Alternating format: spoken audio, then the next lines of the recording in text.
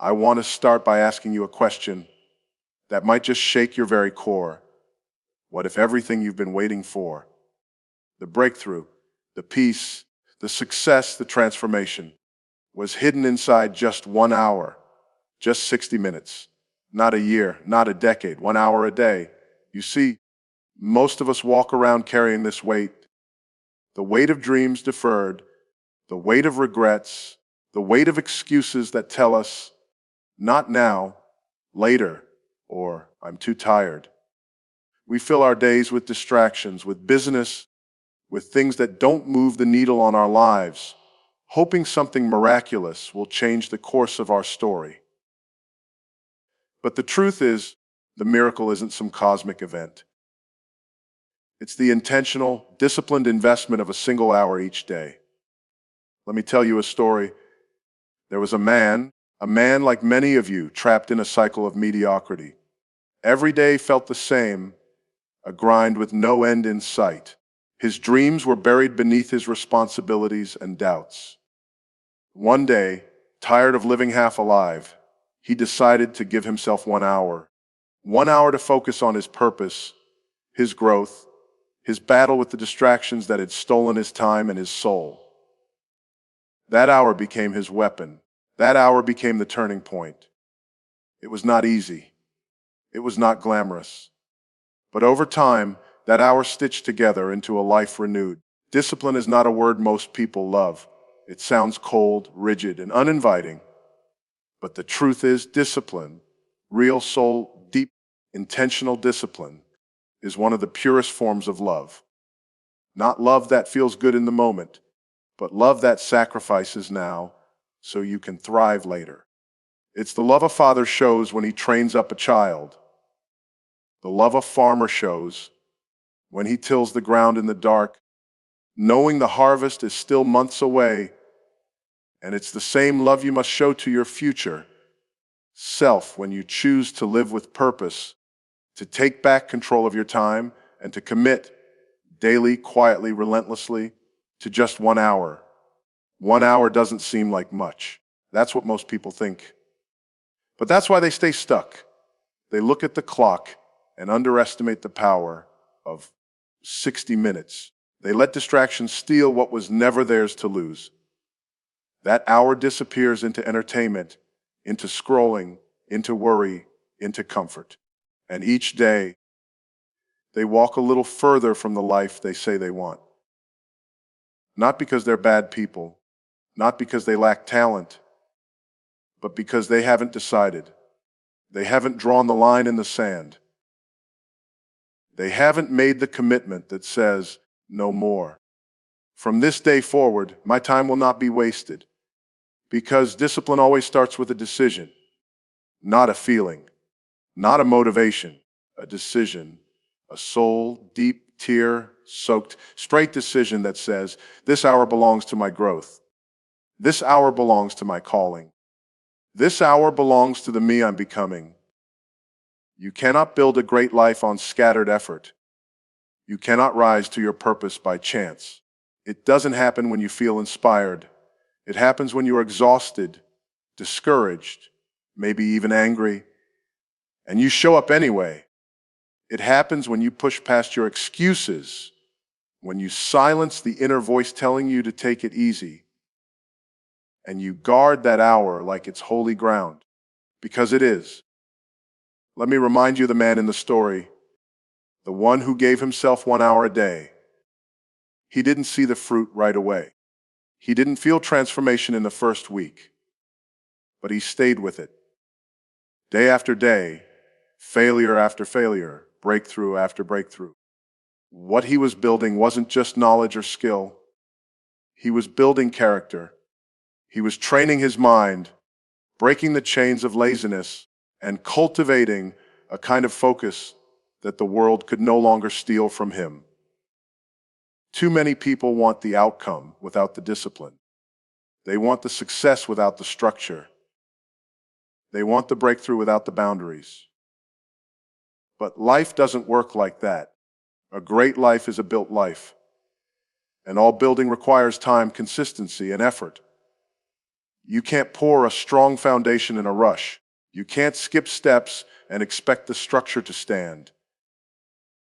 Your life will rise only as high as your discipline will take it. So when you choose to commit 1 hour a day to the things that matter most, your faith, your health, your mind, your vision, you're not just passing time.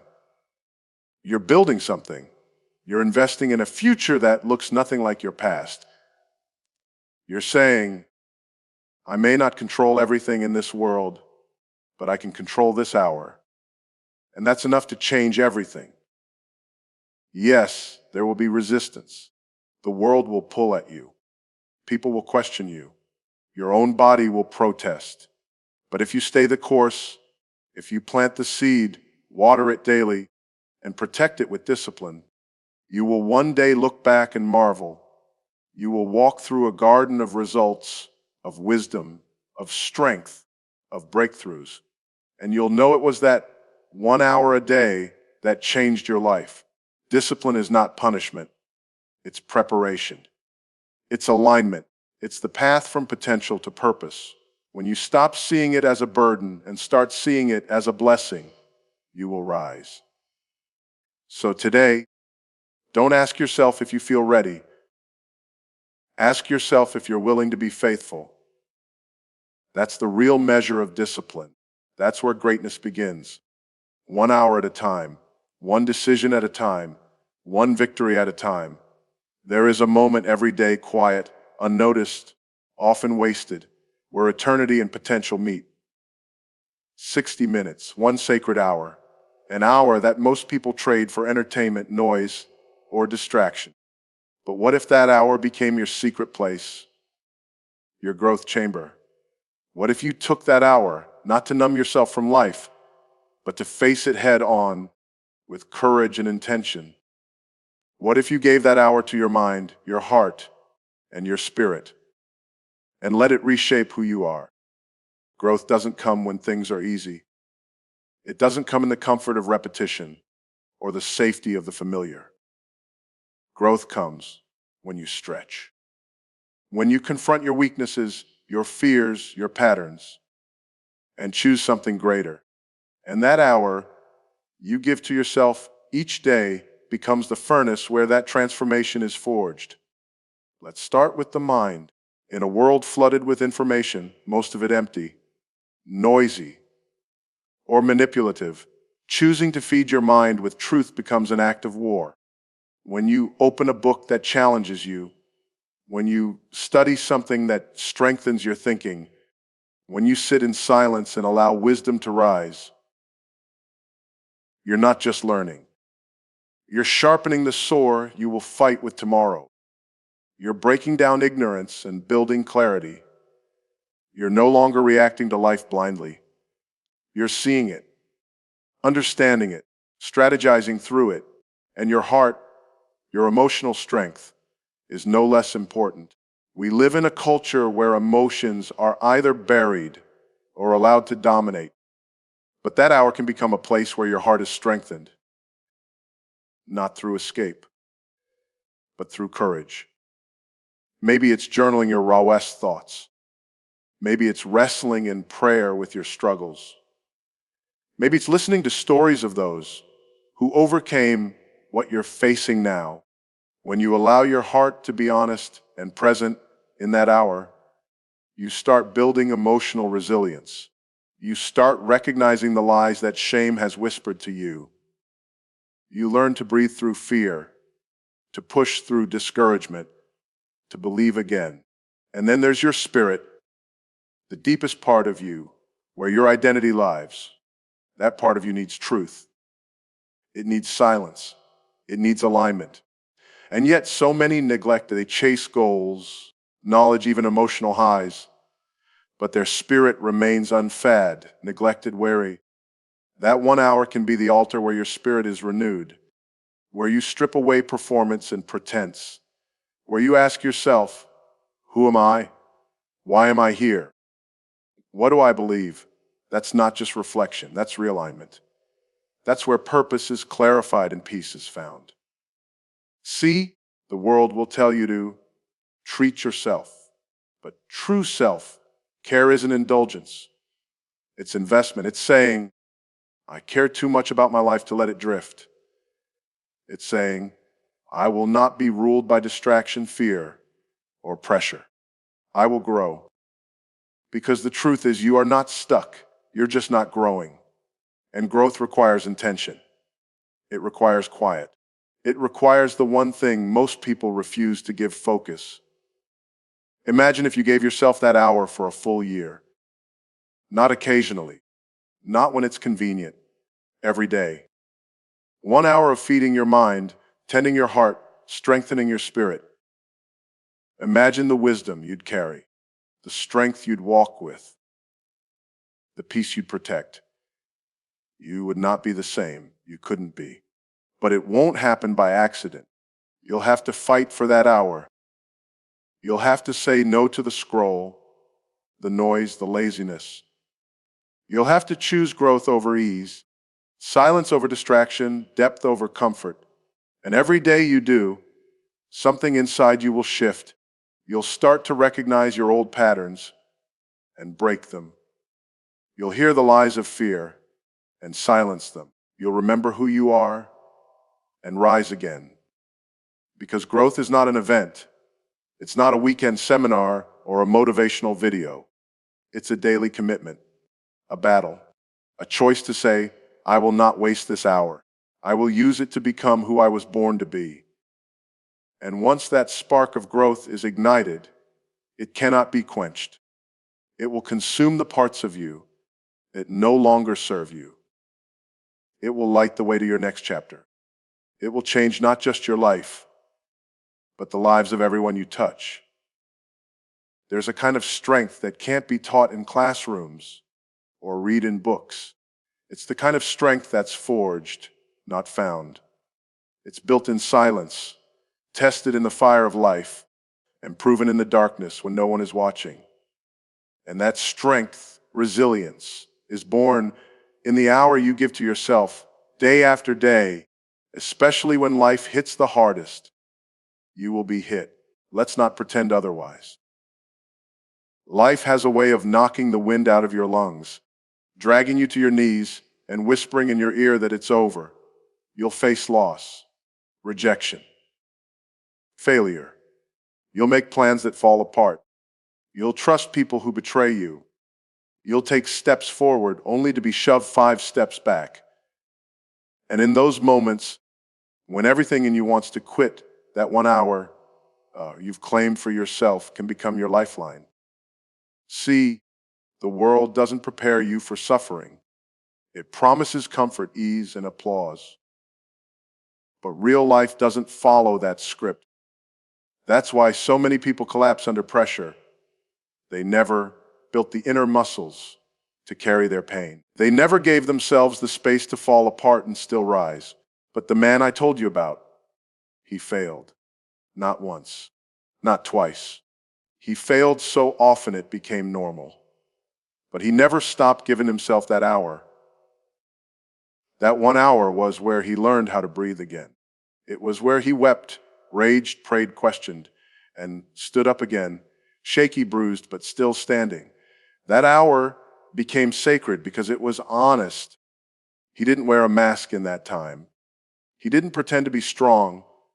He brought every shattered piece of himself into that space and said, here I am, still trying. And that, my friend, is the definition of resilience. Not perfection, not unbreakable confidence.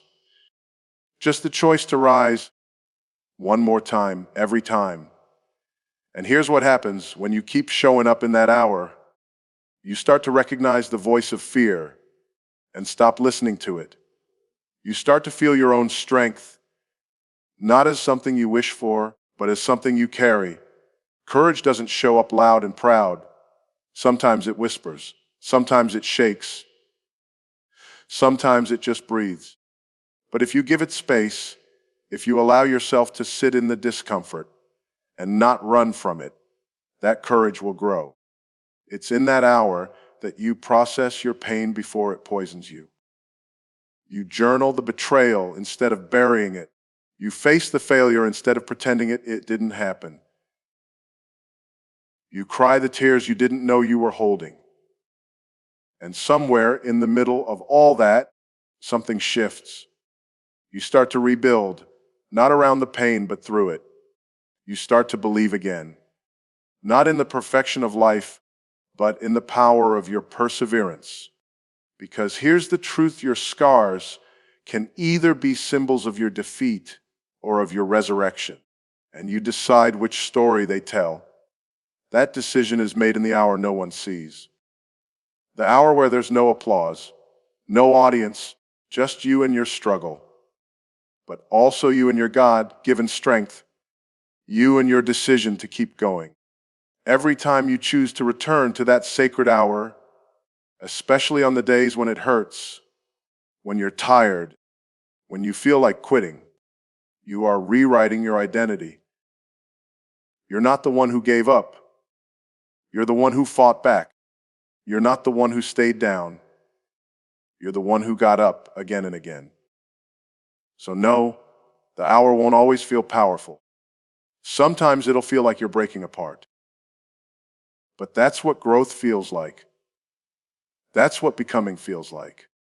It's not always a roar. Sometimes it's just a whisper that says, I'm not done yet. There's a voice in your head that speaks more than any other voice you'll ever hear. It doesn't yell, it whispers. It creeps in during your quiet moments, disguising itself as truth. It tells you who you are, what you can and cannot do, what you're worth, and what you deserve. And for most people, that voice becomes the author of their story. Not because it's right, but because it's familiar. And every day that you don't challenge it, you allow it to write chapters you were never meant to live. You were not born with a broken mindset. You were not created with fear stitched into your soul. Somewhere along the way, through pain, through disappointment, through the careless words of others, you adopted a story that does not belong to you. You started believing you're not enough, that you failed too much, that change is for others, not for you. But if you're brave enough to sit in that 1 hour, day after day, and do the work, real, honest, soul-digging work, you'll discover that those beliefs are not the truth. They're just echoes of a past that no longer deserves to lead your future. That hour becomes your laboratory, a place where the lies you've lived under are put under the microscope, where you look them dead in the eye and ask, where did you come from? Who gave you the right to define me? It's where you take back authority over your thoughts one by one, where you learn to replace I can't with I haven't yet. Where I always fail becomes I am learning. Where I'm not good enough becomes I am growing stronger every single day. You won't change your life until you change the way you think about your life. And mindset isn't magic. It's not about pretending everything is perfect. It's about telling yourself the truth, even when the truth is hard. Even when the truth is you've been playing small. You've been stuck in loops because you're afraid to rise. But the beautiful thing about truth is that it doesn't shame, it frees. When you stop running from yourself and start speaking life into yourself, you give your mind the green light to change. And when the mind changes, the life follows. Imagine this: 1 hour each day where you intentionally guard your thoughts, where you speak affirmations rooted in reality and faith, where you remind yourself not of where you've been, but of where you're going, where you visualize the person you are becoming, not the broken version, but the bold, healed, whole version. That's not just self-help. That's transformation. Because your thoughts shape your actions. Your actions shape your habits. Your habits shape your identity. And it all starts in the mind. That's why the enemy of your soul always attacks your mindset first. Because if he can convince you you're defeated, he doesn't need to lift another finger. But if you rise in that 1 hour and start challenging those beliefs with truth, with vision, with power, you become unstoppable. There is power in speaking to yourself with intention. There is healing in refusing to let shame dictate your narrative. There is freedom in realizing that you're not your past. You're not your failure. You're not what they said about you.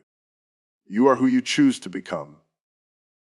And every day that you commit to that hour, you're not just changing your mindset. You're rewriting your story.